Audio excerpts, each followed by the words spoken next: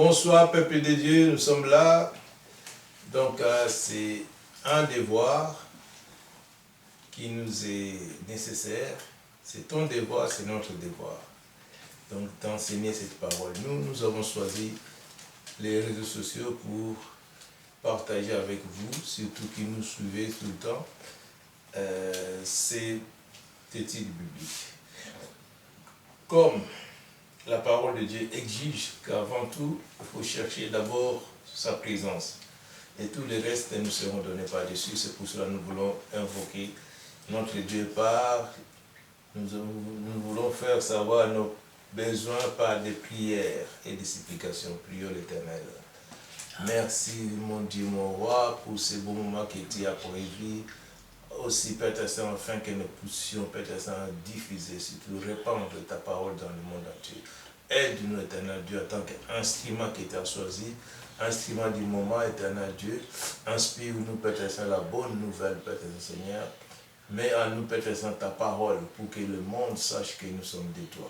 Sois élevé, sois sanctifié. Merci pour ta présence. Merci aussi pour ceux qui sont fidèles à cette chaîne, Père Seigneur, qui nous permet, Père Saint, de parler de ta part, de répandre la bonne nouvelle partout dans le monde entier. Cela est un devoir que tu nous as laissé. Merci de tous nos cœurs. Gloire au Père, au Fils et au Saint-Esprit. Amen. Éternel, notre Dieu, notre Père, nous te louons, nous te rendons grâce.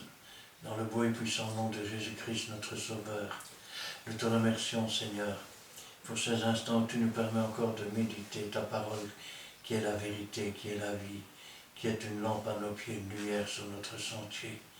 Que cette lumière puisse briller, Seigneur, qu'elle puisse éclairer ceux qui entendront, et qu'ainsi la bénédiction puisse s'étendre et que toute la gloire t'en revienne.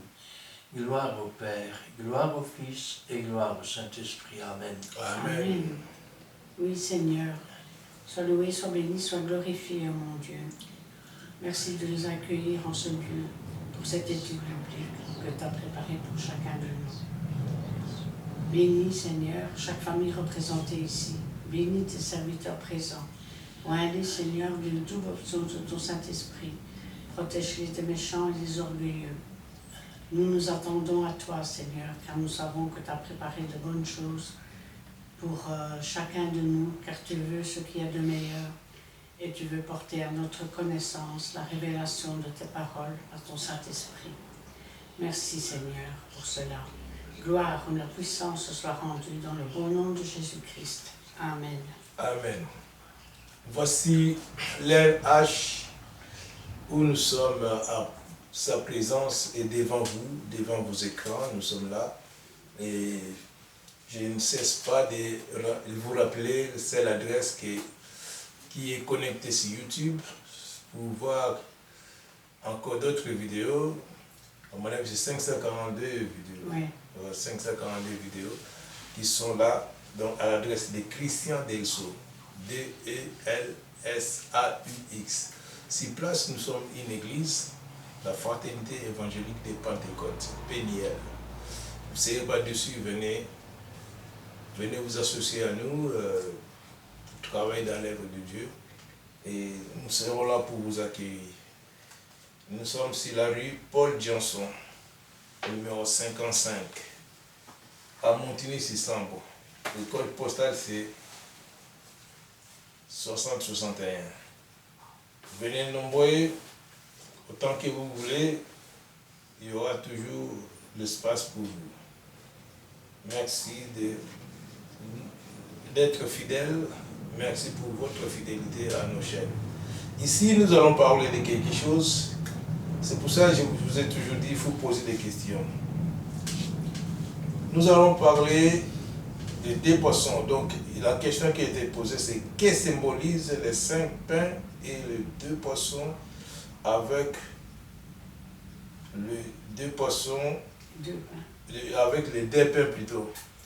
Que symbolise les 5 pains et les 2 poissons avec les 2 pains de Pentecôte, Pasteur Christian? Amen. La question est posée. Alors, avant d'aller plus loin, on va déjà commencer par lire le passage des 5 pains et des 2 poissons. Ensuite, je vais commenter un petit peu. Et ensuite, nous allons voir quel rapport il y a entre les 2 poissons et les 2 pains de Pentecôte, et quel rapport il y a entre les 5 pains et les églises. Nous pouvons commencer par Jean chapitre 6 et les 10 premiers versets. Nous lisons la parole de Dieu dans le livre de Jean, chapitre 6, versets 1 à 10. Après cela, Jésus s'en alla de l'autre côté de la mer de Galilée, de Tibériade. Une grande foule le suivait, parce qu'elle voyait les miracles qu'il opérait sur les malades. Jésus monta sur la montagne, et là il s'assit avec ses disciples. Or la Pâque était proche, la fête des Juifs.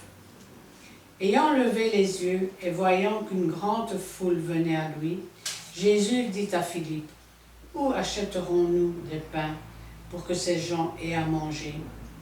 Il disait cela pour l'éprouver, car il savait ce qu'il allait faire. Philippe lui répondit, « Les pains qu'on aurait pour 200 deniers ne suffiraient pas pour que chacun en reçût un peu. » Un de ses disciples, André, frère de Simon-Pierre, lui dit, « Il y a ici un jeune garçon qui a 5 pains d'orge et 2 poissons. Mais qu'est-ce que cela pour tant de gens ?» Jésus dit, « Faites-les asseoir. » Il y avait dans ce lieu beaucoup d'herbes. Ils s'assirent donc au nombre d'environ 5000 hommes. Amen. Nous voyons aussi que Jésus est présent et les disciples demandent de renvoyer la foule. Parce qu'ils ont faim. Rappelez-vous ce que Jésus dit dans Matthieu, je crois que c'est chapitre 5. « Heureux ceux qui ont faim et soif de justice, car ils seront rassasiés. » Et voilà que Jésus leur dit une chose. « Donnez-leur à manger vous-même. » Voilà bien, je vais dire, la déclaration qui a stupéfait les disciples. Comment faire? Même ce qu'on aurait pour autant de deniers, ça ne suffirait pas pour avoir un tout petit morceau de pain. Et puis, il y a un des disciples qui arrive et il y a ici un jeune homme. Comme quoi Dieu peut se servir des jeunes aussi, pas seulement des vieux. Et qu'il ne faut pas maîtriser les faibles commencements. Et ce jeune homme, il a une particularité. Il a 5 pains et 2 poissons. Quelle est la signification du poisson? D'abord, il faut savoir ceci. C'est que les premiers chrétiens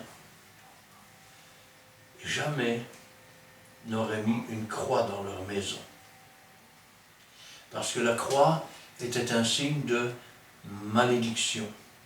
C'est pourquoi il est écrit, j'ai noté ici en haut de ma page, dans Deutéronome 21-23, « Celui qui est pendu au bois est une malédiction devant Dieu. » Quel était le signe des chrétiens alors? Le signe des chrétiens était un poisson, plus connu sous le nom de ictus. Et que signifie ictus? En grec, c'est Jesus Christos Theou Soter, c'est-à-dire Jésus-Christ, Dieu, Fils, Sauveur. Ainsi, le poisson en lui-même est une image de Christ. Le pain est en quelque sorte l'image du pain que l'on apportait pour la Pentecôte. Le problème, c'est que ce pain, il avait encore de la levure dedans. Et si les 2 pains étaient présentés et agités, c'était justement pour que Dieu les bénisse et qu'ainsi la levure disparaisse. C'est l'image des 2 églises qui sont d'abord comme des gerbes, parce que le premier jour, le jour de la moisson, on apportait des gerbes, comme des chrétiens qui sont là et qui s'agitent devant Dieu. Mais le jour de la Pentecôte, on ne pouvait plus apporter des gerbes. Et les chrétiens ne s'agitaient pas. Ils formaient un seul corps, une seule pensée. Alors, quand on parle des deux pains, il faut aussi parler des 500 personnes. Ici, nous sommes dans Galaad. On parle maintenant de la fin de la malédiction de cette croix, où Jésus a été pendu, où il a pris notre malédiction. Galates 3, chapitre 13 et 14. Lisons la parole de Dieu dans les livres des... Verset 13 et 14. Galates 3, verset 13, 14. Lisons la parole de Dieu dans le livre des Galates, au chapitre 3, les versets 13 et 14. Christ nous a rachetés de la malédiction de la loi, étant devenu malédiction pour nous, car il est écrit, maudit et quiconque est pendu au bois, afin que la bénédiction d'Abraham eût pour les païens son accomplissement en Jésus-Christ, et que nous ressuscitions par la foi l'Esprit qui avait été promis. Sans effusion de sang, il n'y a pas de pardon. Nous étions tous sous la malédiction du péché. Autrefois, quand quelqu'un était pendu au bois, c'était un meurtrier. Et même le soir, on le décrochait. Parce que celui qui était pendu au bois était une malédiction aux yeux de Dieu. Jésus a été pendu au bois, il a pris cette malédiction sur ses seules épaules. Parlons maintenant des deux pains de Pentecôte.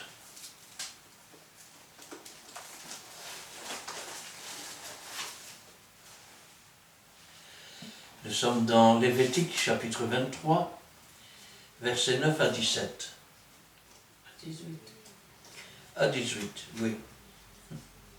Nous lisons la parole de Dieu dans le livre de Lévitique, chapitre 23, verset 13 à 18. Verset 9 à 18, pardon. L'Éternel parla à Moïse et dit, « Parle aux enfants d'Israël, et tu leur diras, quand vous serez entrés dans le pays que je vous donne, et que vous y ferez la moisson, vous apporterez au sacrificateur une gerbe, prémisse de votre moisson. Il agitera de côté et d'autre la gerbe devant l'Éternel, afin qu'elle soit agréée. Le sacrificateur agitera de côté et d'autre le lendemain du sabbat. Le jour où vous agiterez la gerbe, vous offrirez en holocauste à l'Éternel un agneau d'1 an sans défaut. Vous y joindrez une offrande de 2/10 de fleurs de farine pétrie à l'huile, comme offrande, consumée par le feu d'une agréable odeur à l'Éternel. Et vous ferez une libation d'un quart de 1 vin. Vous ne mangerez ni pain, ni épis, rôtis ou broyés, jusqu'au jour même où vous apporterez l'offrande à votre Dieu. C'est une loi perpétuelle pour vos descendants dans tous les lieux où vous habiterez. Depuis le lendemain du sabbat du jour où vous apporterez la gerbe pour être agitée de côté et d'autre, vous compterez 7 semaines entières. Vous compterez 50 jours jusqu'au lendemain du 7e sabbat, et vous ferez à l'Éternel une offrande nouvelle. Vous apporterez de vos demeures 2 pains, pour qu'ils soient agités de côté et d'autre. Ils seront faits avec 2/10 de fleurs de farine et cuits avec du levain. Ce sont les prémices à l'Éternel. Outre ces pains, vous offrirez en holocauste à l'Éternel 7 agneaux d'1 an sans défaut, 1 jeune taureau et 2 béliers. Vous y joindrez l'offrande et la libation, ordinaire comme offrande, consumée par le feu, d'une agréable odeur à l'Éternel. Dieu parle à Moïse et lui dit, « Parle aux enfants d'Israël, tu leur diras, quand vous entrerez dans le pays que je vous donne et que vous y ferez la moisson, vous apporterez au sacrificateur une gerbe prémisse de votre moisson. Il l'agitera de côté et d'autre la gerbe devant l'Éternel afin qu'elle soit grillée. Le sacrificateur l'agitera de côté et d'autre le lendemain du sabbat, c'est-à-dire le dimanche matin. Nous savons tous que Jésus a été crucifié le vendredi et que le dimanche matin, Jésus est ressuscité. C'est le prémisse. Puis nous savons que le 50e jour, c'est-à-dire le jour du sabbat, le jour de la Pentecôte, le baptême du Saint-Esprit a eu lieu pour l'Église. Or ici il nous est dit, vous joindrez une offrande de 2/10 de fleurs de farine pétrie à l'huile, comme offrande consumée par le feu, d'une agréable odeur à l'Éternel. Et vous ferez une libation d'1/4 de hin de vin. Vous ne mangerez ni pain ni épis, rôti, broyé, jusqu'au jour même où vous apporterez l'offrande à votre Dieu. C'est une loi perpétuelle pour vos descendants dans tous les lieux où vous habiterez. Puis depuis le lendemain du sabbat, c'est-à-dire à partir du dimanche, jour où vous apporterez la gerbe pour être agitée, vous compterez 7 semaines entières. Vous compterez 50 jours. 50 jours après la résurrection de Christ. Jusqu'au lendemain du 7e sabbat. Et vous ferez à l'Éternel une offrande nouvelle. Vous apporterez de vos demeures 2 pains. Alors c'était 2 pains dans lesquels il y avait un peu de levain. Et c'était des pains qui étaient agités devant Dieu. C'est comme l'Église qui est apportée. Il est impossible aux hommes d'être sauvés, mais tout est possible à Dieu. Amen. Et ces 2 pains, c'était des pains qui représentaient 2 églises bien particulières. Pour qu'ils l'agitent de côté et d'autre, ils seront faits avec 2/10 de fleurs de farine et cuits avec du levain. Ce sont les prémices à l'Éternel.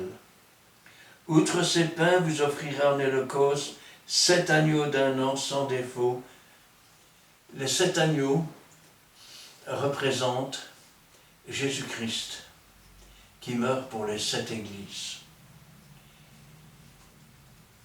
Dans l'Ancien Testament, la véritable Église de Dieu n'est pas seulement représentée par 2 pains, mais elle est représentée aussi par 2 colonnes.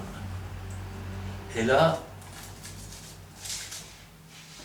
vous comprendrez un peu plus tard de ce dont je suis en train de parler. Mais je suis d'abord en train de vous parler du côté prophétique. Dans 2 Chroniques, chapitre 3, versets 15 à 17. Lisons la parole de Dieu dans le livre deuxième livre des Chroniques, chapitre 3, de versets 15 à 17. Il fit devant la maison 2 colonnes de 35 coudées de hauteur, avec un chapiteau de 5 coudées sur leur sommet. Il fit des chaînettes comme celles qui étaient dans le sanctuaire et le plaça sur le sommet des colonnes, et il fit 100 grenades qu'il mit dans les chaînettes. Il dressa les colonnes sur les devants du temple, l'une à droite et l'autre à gauche. Il nomma celle de droite Jachin et celle de gauche Boaz. Quand Salomon fit le temple. Devant le temple, il a fait 2 colonnes. Ces colonnes ont une particularité puisque elles ont toujours le regard sur le temple.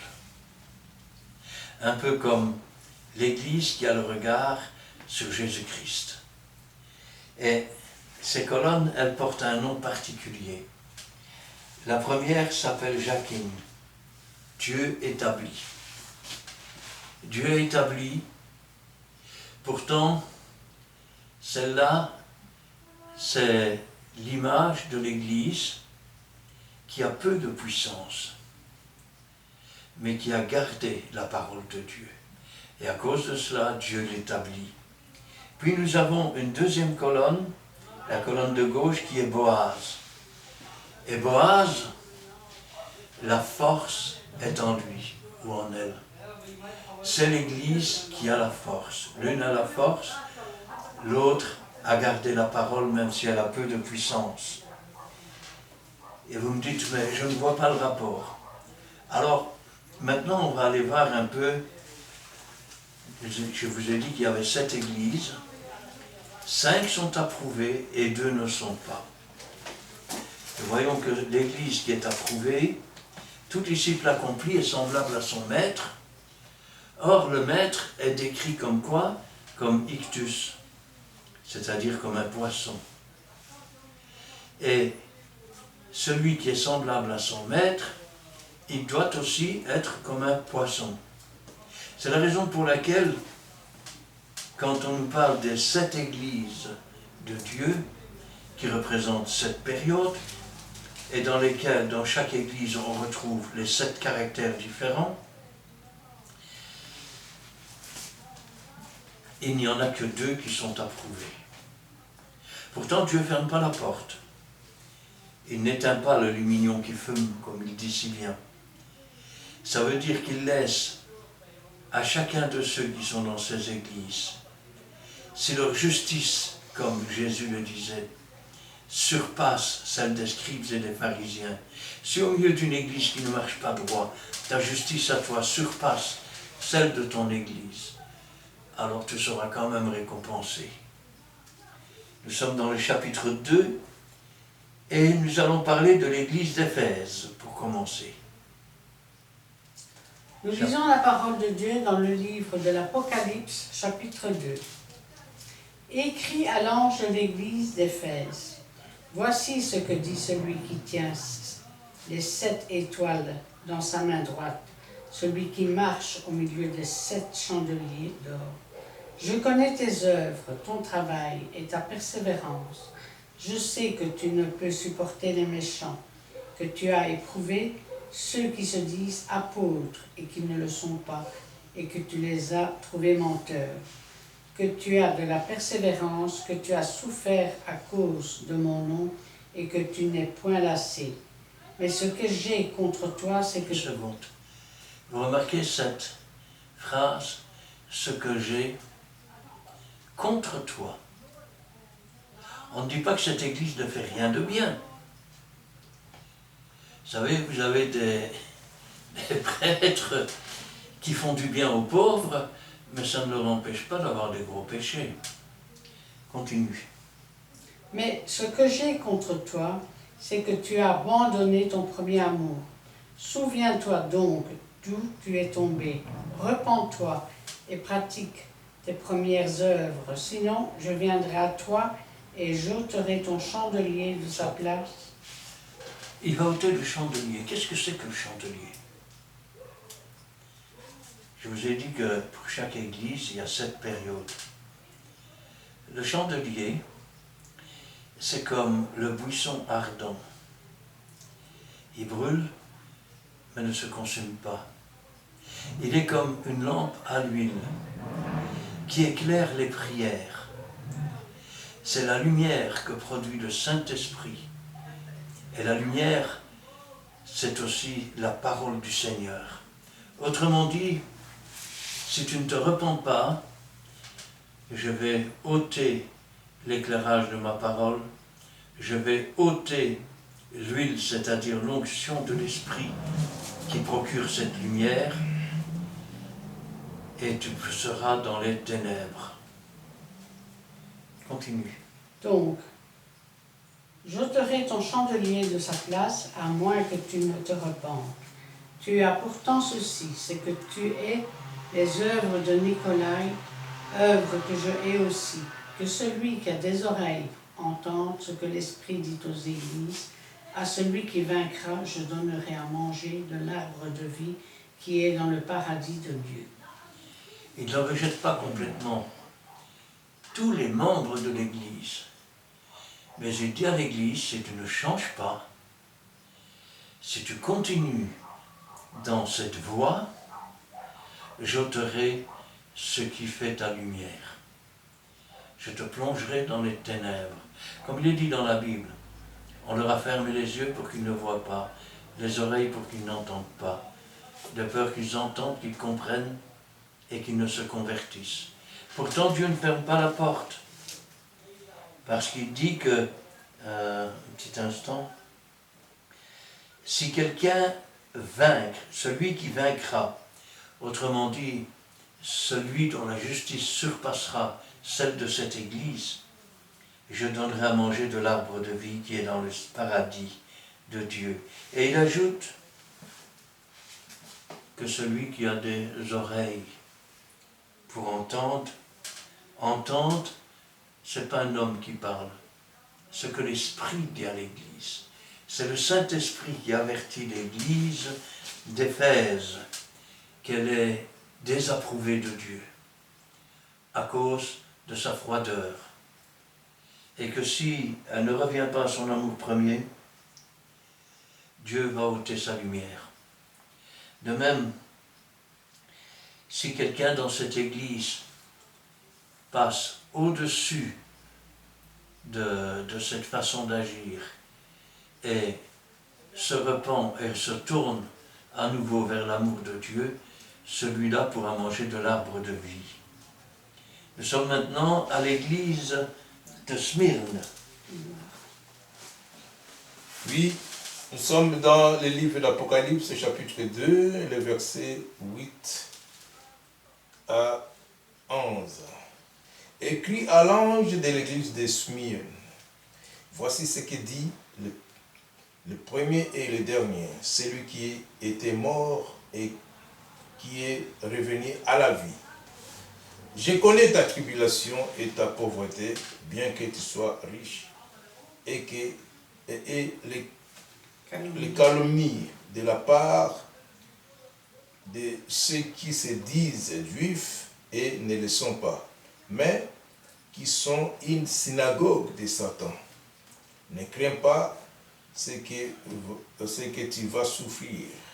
Voici, le diable jettera quelques-uns de vous en prison, afin que vous soyez éprouvés et vous aurez une tribulation de 10 jours. Sois fidèle jusqu'à la mort et je te donnerai la couronne de vie. Que celui qui a des oreilles entende ce que l'Esprit dit aux églises. Celui qui vaincra n'aura pas à souffrir la seconde mort. Amen. Voilà la première église qui est approuvée de Dieu. Vous remarquez qu'à aucun moment il n'est inscrit ce que j'ai contre toi. Et il est dit ici que l'église de Smyrne, voici ce que dit le premier et le dernier, celui qui était mort et qui est revenu à la vie, c'est-à-dire Jésus-Christ. Et je connais ta tribulation. C'est une église forte. Elle résiste contre les agressions. Elle résiste contre la tribulation. Ta pauvreté, elle résiste dans la pauvreté. Bien que tu sois riche, autrement dit, tu es riche et puissante dans le Saint-Esprit, même si aux yeux du monde tu ne vaux pas grand-chose.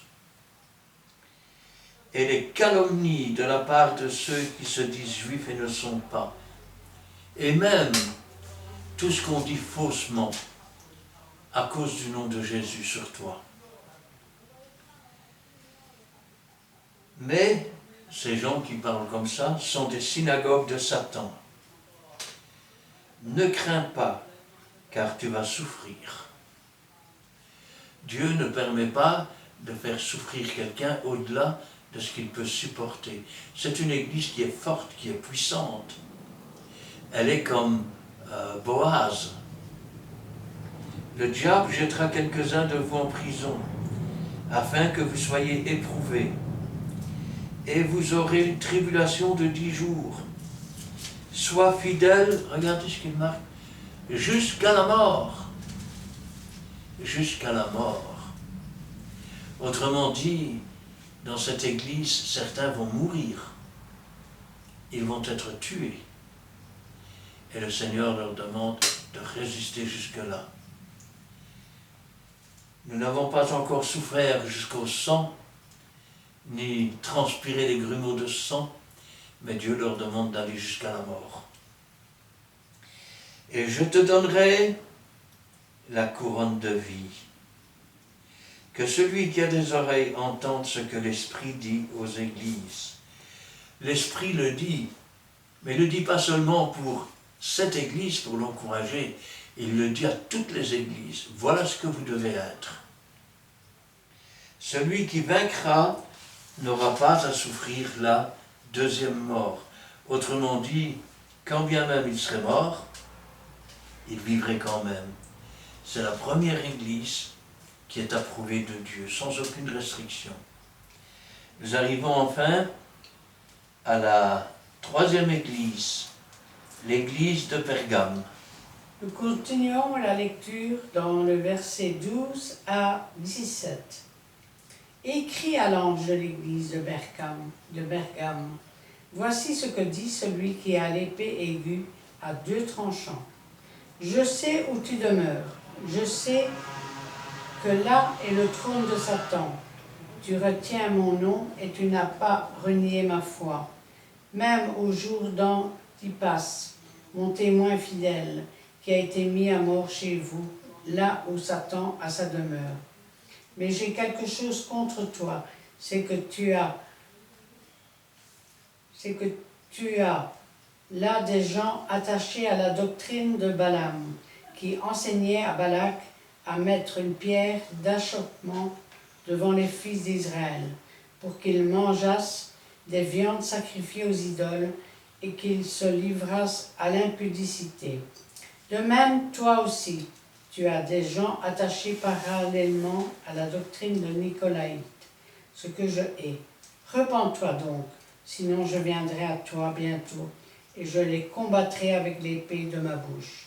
Que celui qui a des oreilles entende, et que l'Esprit dit aux églises, à celui qui vaincra, je donnerai de la manne cachée, et je lui donnerai un caillou blanc. Et sur ce caillou est écrit un nom nouveau que personne ne connaît, si ce n'est celui qui le reçoit. Écrit à l'église de Pergame. Voici celui qui a l'épée aiguë à 2 tranchants. Qui parle là? Tantôt nous avons vu qu'au début c'était Jésus, à la fin c'était le Saint-Esprit. Ici, du début à la fin, c'est le Saint-Esprit. Parce que l'épée de l'Esprit, c'est la parole de Dieu. Amen.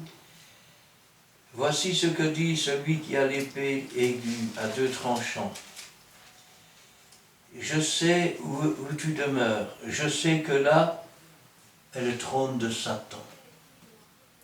Autrement dit, dans cette église, on ne renie jamais Jésus, non. Mais quand il vient serviteur de Dieu, on le tue. C'est plus facile. Et puis on continue. Je sais où tu demeures. Je sais que là est le trône de Satan. Tu retiens mon nom. Tu n'as pas renié ma foi. C'est un peu comme, comment on pourrait dire, un peu comme cette publicité qu'il y avait sur le jus d'orange. Ça a la couleur du jus d'orange, ça a la texture du jus d'orange, ça a le goût du jus d'orange, et à la fin on vous disait mais ça n'en est pas. Tu retiens mon nom, tu n'as pas renié ma foi, même au jour d'Antipas, mon témoin fidèle, qui a été mis à mort chez vous. Antipas était un témoin fidèle. mais il a été mis à mort chez eux. Donc tout ressemble à une église, on ne renie pas le nom de Jésus, mais en réalité on tue les témoins fidèles. Là où Satan a sa demeure. Mais j'ai quelque chose contre toi, c'est que tu as des gens attachés à la doctrine de Balaam, qui enseignait à Balak à mettre une pierre d'achoppement devant les fils d'Israël. Eh oui, Balaam demandait Balak demandait à Balaam de maudire le peuple d'Israël. Et il est allé demander à Dieu pour maudire le peuple d'Israël. Et là, Dieu est intervenu, il a dit, je ne vois aucune iniquité en Israël. C'est un peuple qui se lève, qui se dresse comme une lionne, la femelle du lion de Juda, comme une lionne. Elle ne se couche pas tant qu'elle n'a pas dévoré la chair de ses victimes, tant qu'elle n'a pas bu le sang. Celui qui mange ma chair et qui boit mon sang la vie en lui-même. Amen. Pour qu'ils mangeassent des viandes sacrifiées aux idoles et qu'ils se livrassent à l'impudicité. De même, toi aussi, tu as des gens attachés pareillement à la doctrine des Nicolaïtes. Repens-toi donc, sinon je viendrai à toi bientôt, et je les combattrai avec l'épée de ma bouche. Autrement dit, repens-toi. Sinon j'enverrai vers toi des prophètes, et avec la parole de Dieu, l'épée de l'esprit à double tranchant, je combattrai contre toi. Que celui qui a des oreilles entende ce que l'Esprit dit aux églises, pas seulement à une, aux églises. À celui qui vaincra au milieu de cette église, celui qui vaincra, qui passera au-dessus des doctrines mensongères, je donnerai la manne cachée. Je donnerai des choses anciennes et nouvelles. Un caillou blanc, et sur ce caillou un nom nouveau. Et Dieu te donnera un nom nouveau. Comme il a changé le nom de Jacob, c'est-à-dire menteur, trompeur, supplanteur, en lutteur avec Dieu, Israël. Un nom nouveau que personne ne connaît, si ce n'est celui qui le reçoit. Alors si un jour, Dieu t'a donné un nom nouveau, sache que c'est parce qu'il a vu que tu ne t'es pas attaché à la religion et que la parole de Dieu a eu plus d'importance que tout ce qu'on pouvait enseigner qui était contraire. Amen. Alors, de nouveau, c'est une église qui n'a rien finalement à voir avec Dieu, pas grand-chose. Nous arrivons à l'église de Thyatire. Lisons la parole de Dieu, toujours dans le même chapitre, Apocalypse 2, commençons au verset 18 à 29. Écrit à l'ange de l'église de Thyatire, voici ce que dit le Fils de Dieu. Celui qui a les yeux comme une flamme de feu et dont les pieds sont semblables à des lérins ardents.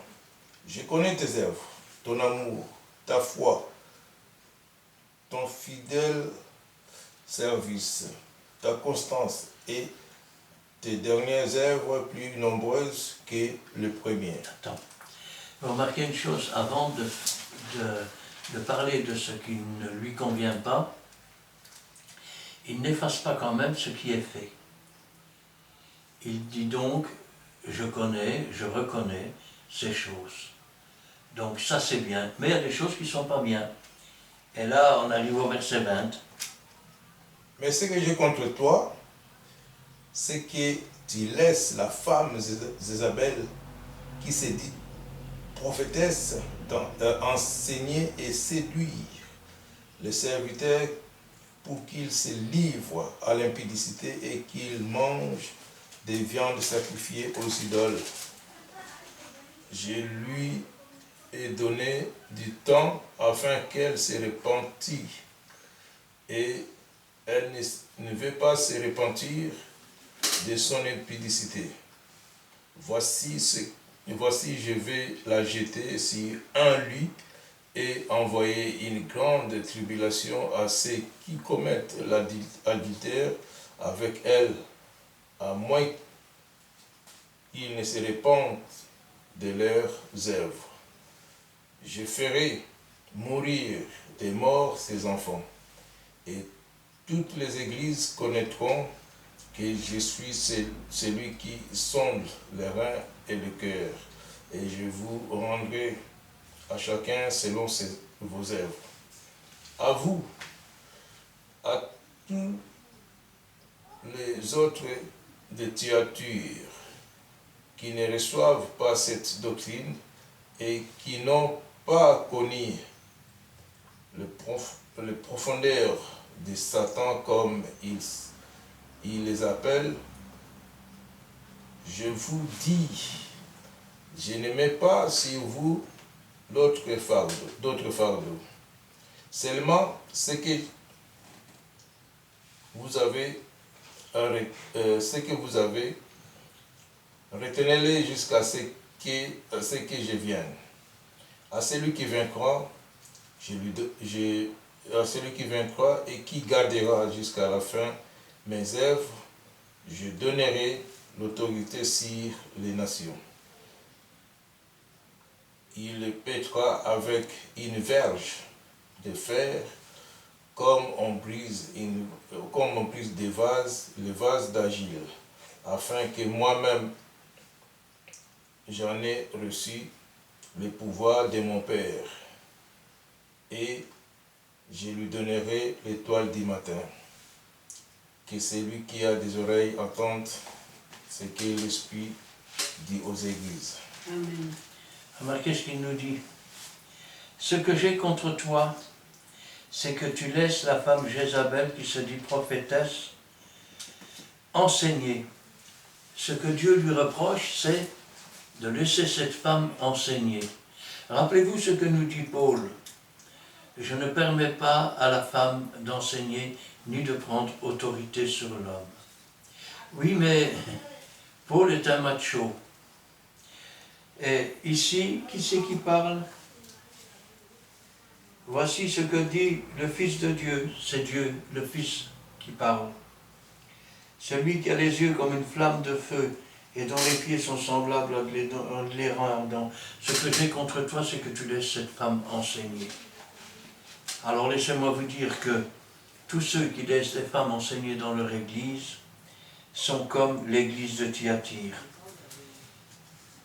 Les viandes sacrifiées aux idoles, c'est-à-dire que la nourriture qui est donnée ne l'est pas donnée avec l'Esprit de Dieu, elle est donnée avec un esprit de séduction. C'est une forme d'adultère. Et regardez la patience de Dieu. Je lui ai donné du temps afin qu'elle se repentît.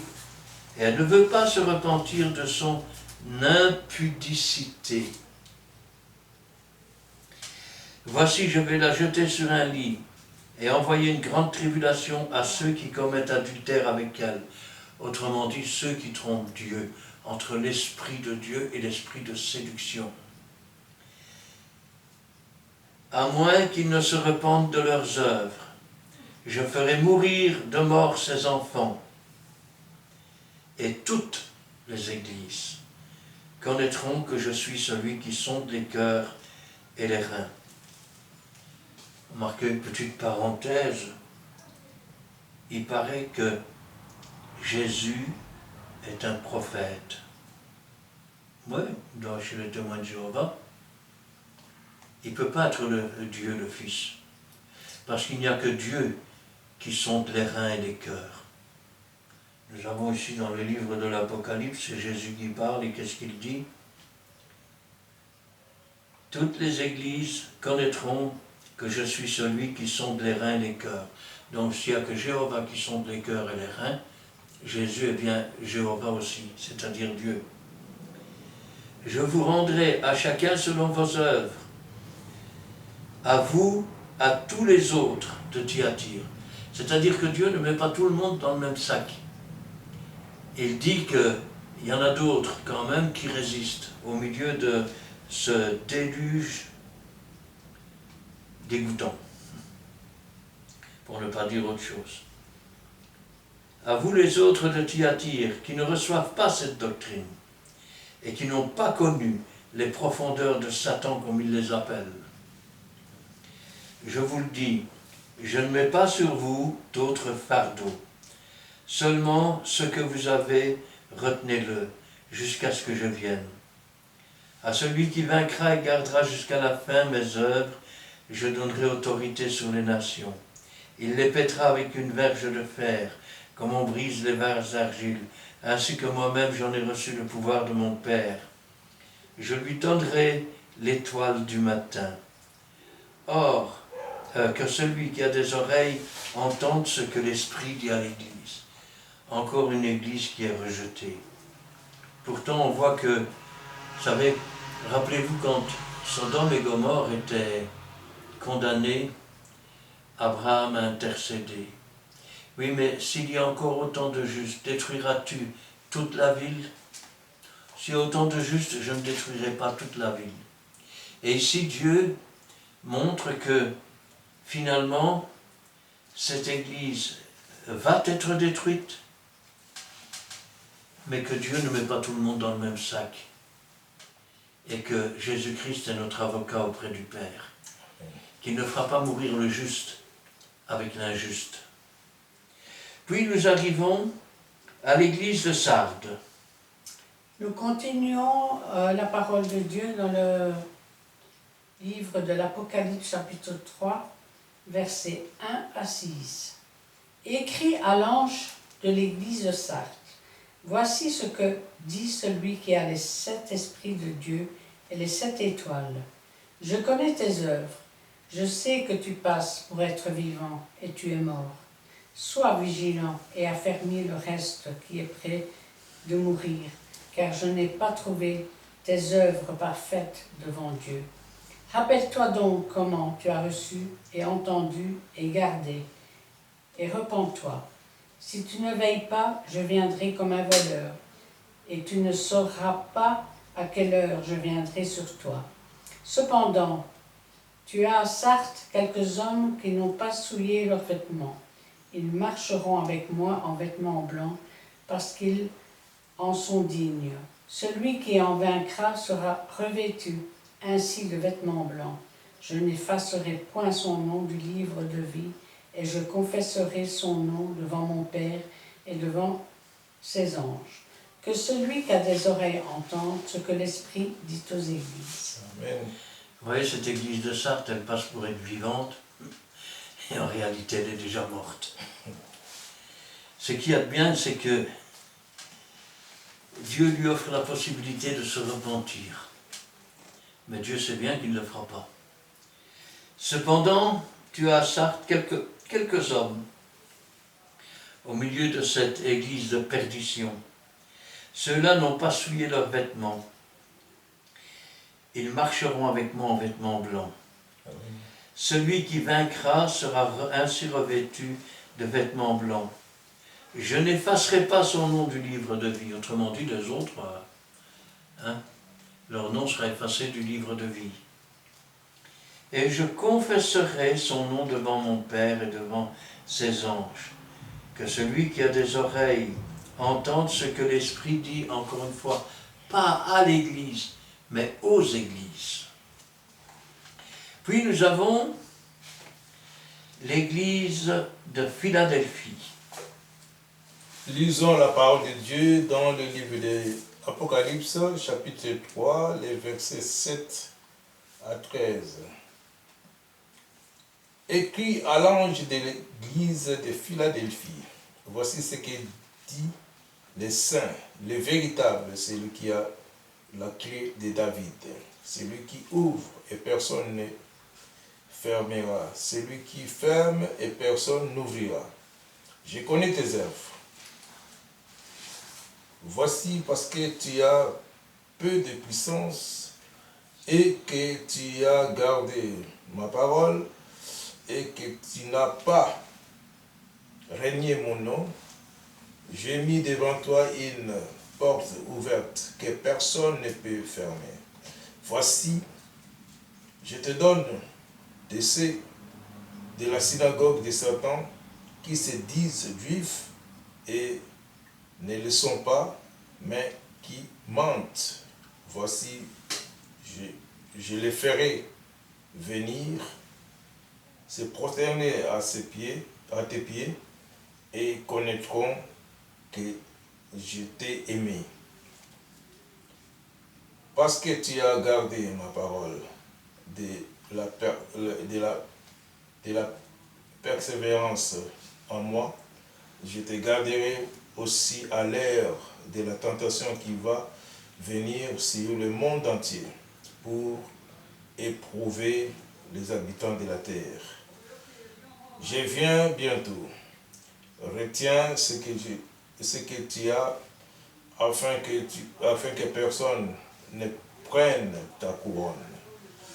Celui qui vaincra, je ferai de lui une colonne dans le temple de mon Dieu, et il n'en sortirait plus.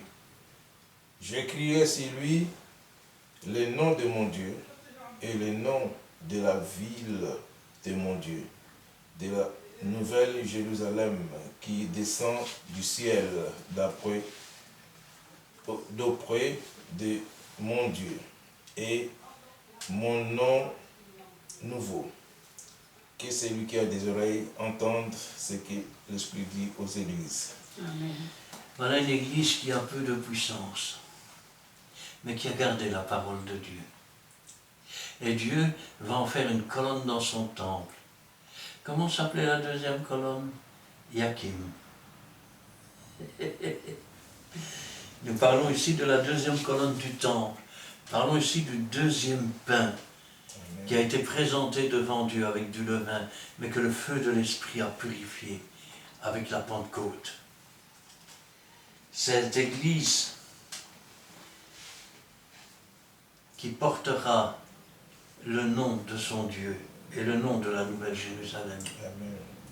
Cette église qui sera une colonne dans le temple de Dieu. Ces colonnes ont une particularité, ces deux églises, c'est que elles ne portent rien, elles ne soutiennent rien. Leur gloire, c'est d'être face au véritable temple. Amen. C'est de faire face à Dieu et de ne pas se tourner à gauche et à droite. Elles ne portent rien, mais elles sont portées sur les mains par les anges, afin que leurs pieds ne heurtent pas contre une pierre. Amen. Enfin, la dernière église, la 7e. Nous continuons la lecture de la parole de Dieu dans le livre de l'Apocalypse 3, versets 14 à 22. Écrit à l'ange de l'église de Laodicée. Voici ce que je dis. L'Amen, le témoin fidèle et véritable, le commencement de la création de Dieu. Je connais tes œuvres, je sais que tu n'es ni froid ni bouillant. Puisses-tu être froid ou bouillant?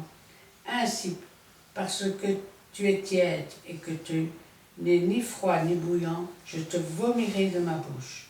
Parce que tu dis, je suis riche, je me suis enrichi, et je n'ai besoin de rien, et parce que tu ne sais pas que tu es malheureux, misérable, pauvre, aveugle et nu.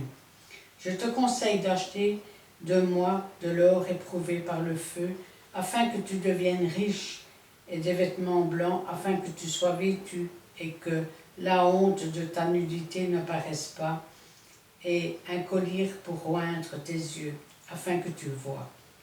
Moi je reprends, et je châtie tous ceux que j'aime. Et donc du zèle, repens-toi. Voici, je me tiens à la porte et je frappe. Si quelqu'un entend ma voix et ouvre la porte, j'entrerai chez lui, je souperai avec lui et lui avec moi.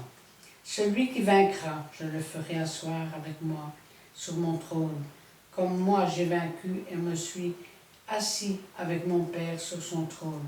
Que celui qui a des oreilles entende ce que l'Esprit dit aux églises. Voilà une église qui a un gros problème. Elle est autosuffisante. Elle est hautaine. Retirez-vous de moi, que voici que voilà que je suis saint. Le problème de cette église, c'est que elle n'est pas bouillante.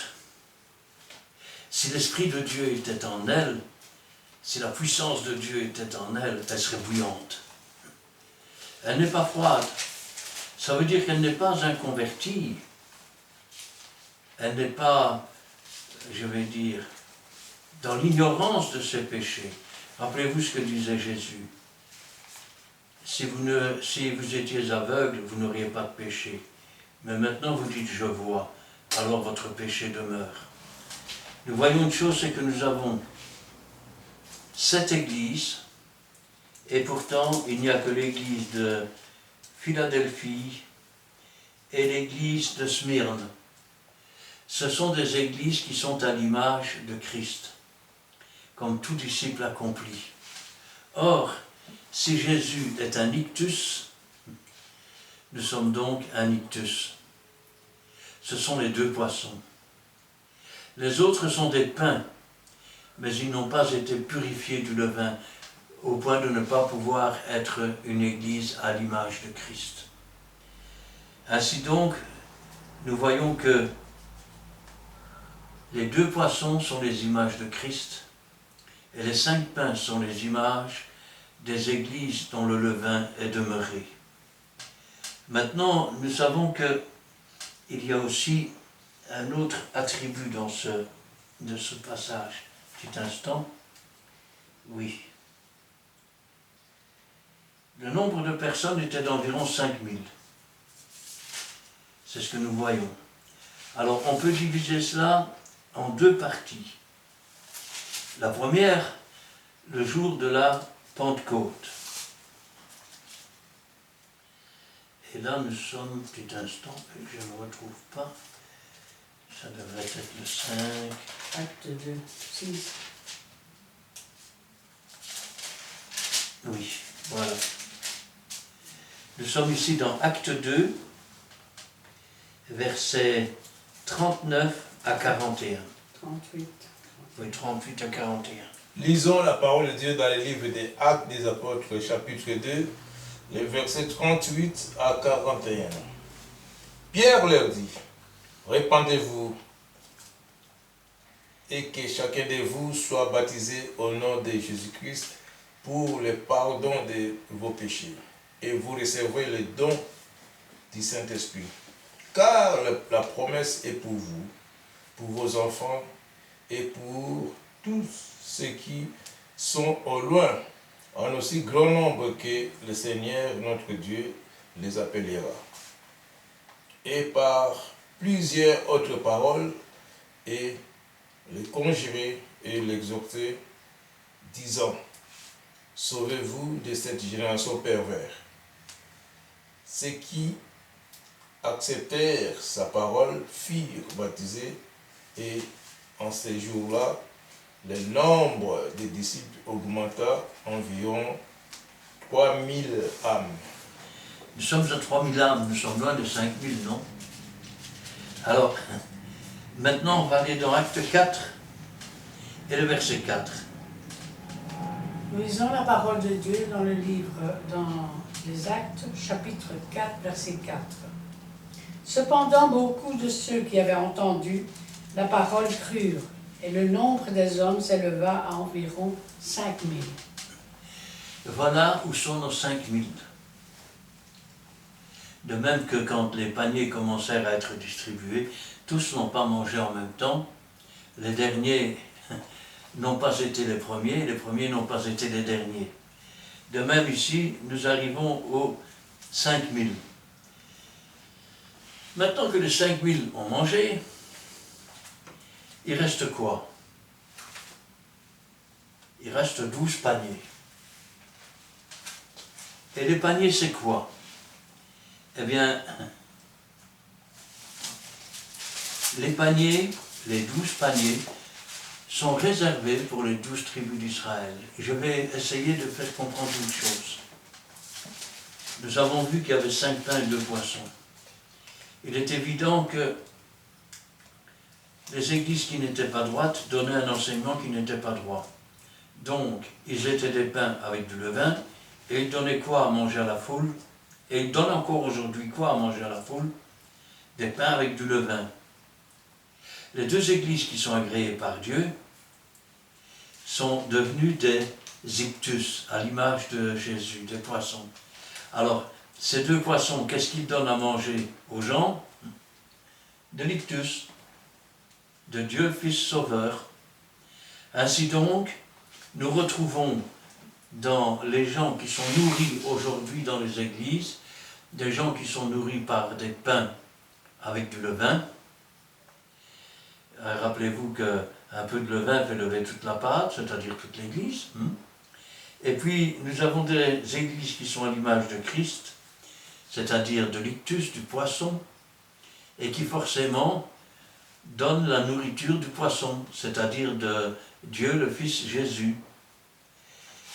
Maintenant, les 12 paniers qui restent, une fois que les 7 périodes sont achevées, rappelez-vous que l'Église est enlevée. Et puis, il reste 12 000 de chaque tribu que Dieu va emmener dans le désert. Et là, nous sommes dans l'Apocalypse 11, à partir du verset 1 à 7. Lisons la parole de Dieu dans les livres des... Non, attends, on n'est pas encore là. Là, on est aux deux églises. Rappelez-vous qu'il y a 7 périodes, et à la 7e période, la dernière, les 2 pictus, les 2 poissons, les 2 églises, les 2 témoins de Dieu, les véritables, vont se lever pour un dernier réveil. Et là, nous sommes dans Apocalypse chapitre 11, versets 1 à 7. Lisons la parole de Dieu dans les livres d'Apocalypse, chapitre 11. Donc, nous allons lire les 7 premiers versets. On me donna un roseau semblable à une vierge en disant « Lève-toi et mesure le temple de Dieu, l'autel et ceux qui y adorent.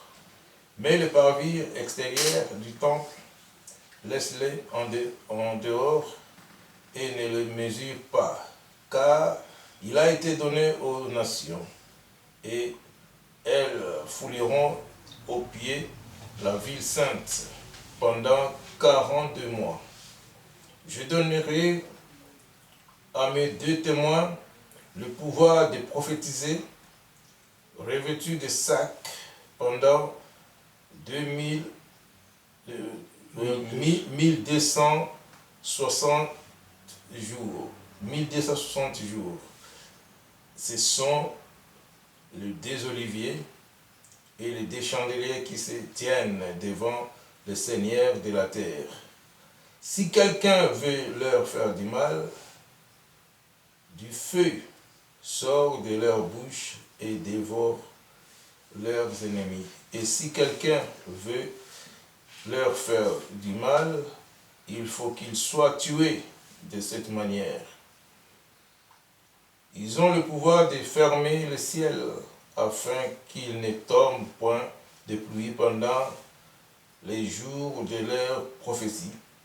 Et ils ont le pouvoir de changer les eaux en sang et frapper la terre de toute espèce de plaies chaque fois qu'ils le voudront. Quand ils auront achevé leur témoignage, la bête qui monte de l'abîme leur fera la guerre, le vaincra et le tueur.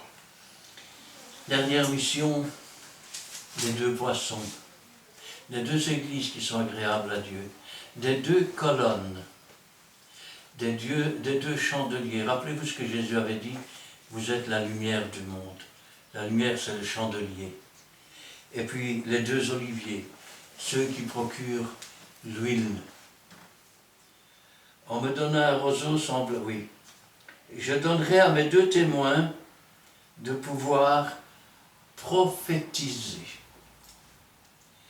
revêtus de sacs.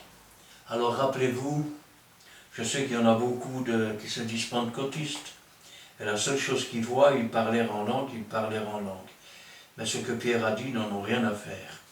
Quand ils ont demandé qu'est-ce que cela voulait dire, Pierre leur a dit, c'est ici ce que le prophète Joël a dit. Dans les derniers temps, dit Dieu, je répandrai de mon esprit sur toute chair. Vos fils, vos filles prophétiseront. Vos jeunes gens auront des visions, vos vieillards auront des songes. Oui, même sur les serviteurs et les servantes, en ces jours-là, je répandrai de mon esprit et ils prophétiseront. Je donnerai à mes 2 témoins le pouvoir de prophétiser, revêtus de sacs, pendant 1260 jours, c'est-à-dire 3 ans et demi, durée du ministère de Jésus. Ce sont les 2 oliviers, c'est-à-dire ceux en qui se trouve l'huile de l'olive. Les 2 chandeliers, c'est ceux en qui se trouve la lumière, quand Jésus a dit « Vous êtes la lumière du monde ». Qui se tiennent devant le Seigneur de la terre, ce sont les 2 colonnes. Si quelqu'un veut leur faire du mal, du feu sort de leur bouche et dévore leurs ennemis. Autrement dit, si quelqu'un enseigne une doctrine qui est mortelle, s'ils boivent quelques breuvages mortels, il ne leur fera pas du mal. Amen. Parce que l'Esprit de Dieu leur rappellera les choses. Il prendra de ce qui est au Père, le rapportera et rétablira la vérité. Et si quelqu'un veut leur faire du mal, il faut qu'il soit tué de cette manière. Ils ont le pouvoir de fermer le ciel, afin qu'il ne tombe point de pluie pendant les jours de leur prophétie. Autrement dit, ils ont le pouvoir, de par la puissance du Saint-Esprit, de déclarer anathème. Rappelez-vous, si quelqu'un n'écoute pas la parole de Dieu et qu'il fait des choses mauvaises, va et reprends-le.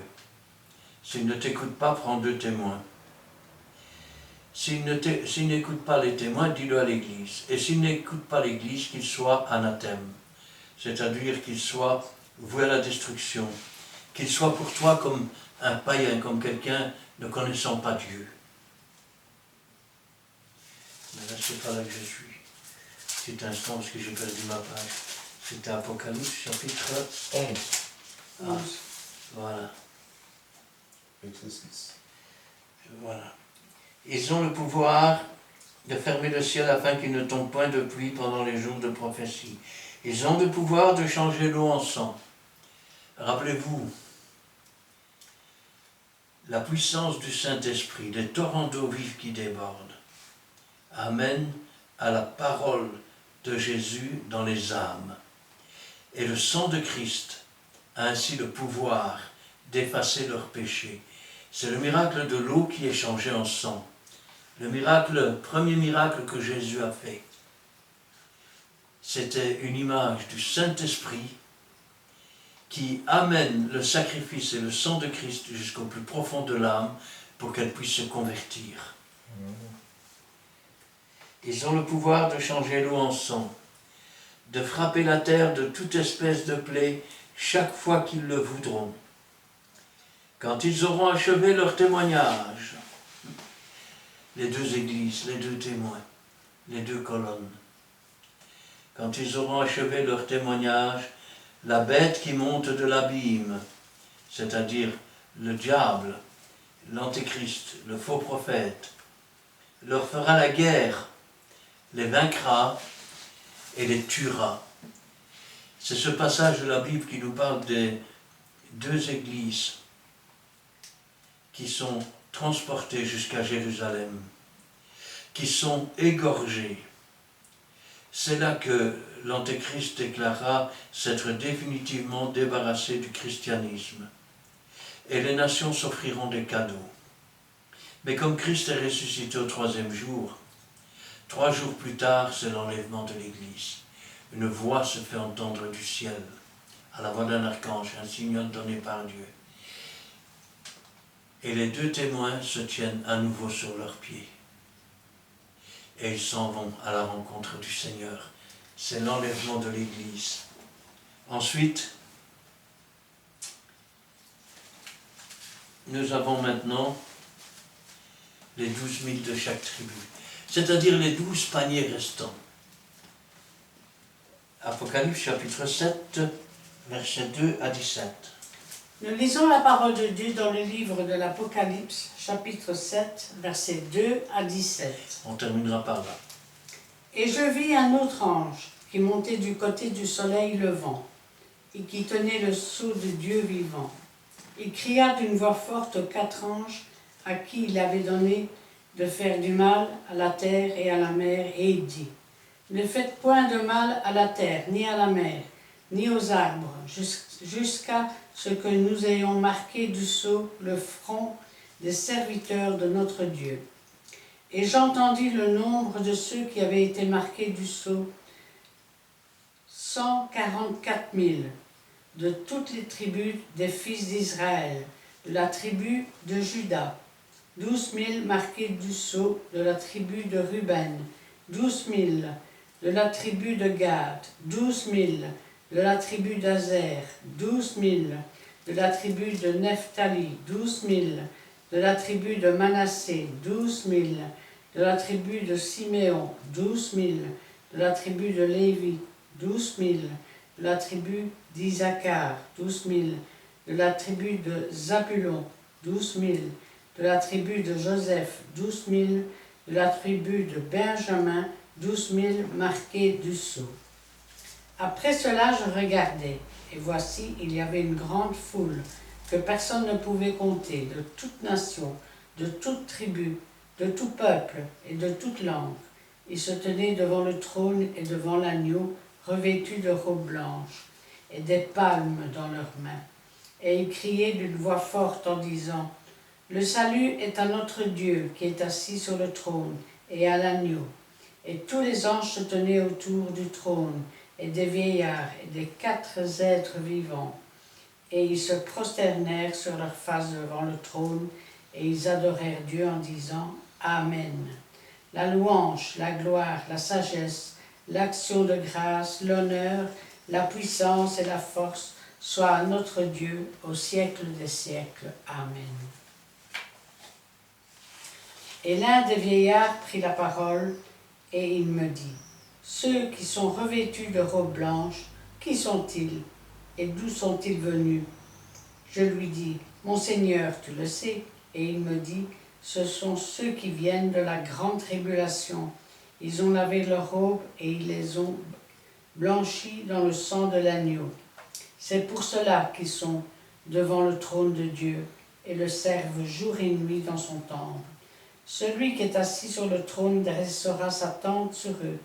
Ils n'auront plus faim, ils n'auront plus soif, et le soleil ne les frappera point, ni aucune chaleur, car l'agneau qui est au milieu du trône les paîtra et les conduira aux sources des eaux de la vie, et Dieu essuiera toutes les larmes de leurs yeux. Au moment où les 2 églises se tiennent sur leurs pieds, qu'elles sont enlevées, Israël se rend compte alors qu'ils ont été trompés par cet antéchrist. Car si les véritables chrétiens, c'est-à-dire les véritables enfants de Dieu, les 2 témoins, les 2 pictus, les 2 poissons, les 2 colonnes, qui ont été mis à mort par celui qui est censé représenter le Messie, le Christ, et qui les a détruits de façon définitive, alors pourquoi Dieu leur rend la vie? Pourquoi Dieu leur permet de se tenir sur leurs pieds? Pourquoi Dieu les prend dans son ciel comme il a pris Élie? Et là, les 12 tribus d'Israël se réveillent. Et quand ils se sont réveillés, avant de frapper les arbres, la mer, la terre, Dieu marque son sceau sur chacun d'eux. Ce sont les 12 paniers remplis de pain. Ce sont les 12 tribus remplies de 12 000 individus pour chacun. Ce que l'on appelle les 144 000. Et une fois qu'ils sont marqués du sceau, c'est le moment finalement où ils se réveillent et où la femme Israël s'enfuit dans le désert après que l'enfant ait été enlevé au ciel. La lune qui est sous ses pieds, c'est l'Église qui a été enlevée au ciel. Après cela, je regardais, et voici, il y avait une foule que personne ne pouvait compter. Ce sont les 2 églises, ce sont les 2 poissons. de toute tribu, de tout peuple, de toute langue. Ils se tenaient devant le trône et devant l'agneau, revêtus de robes blanches et des palmes dans leurs mains. Et ils criaient d'une voix forte en disant « Le salut est à notre Dieu qui est assis sur le trône de l'agneau. » Et tous les anges se tenaient autour du trône, et les vieillards et les 4 êtres vivants.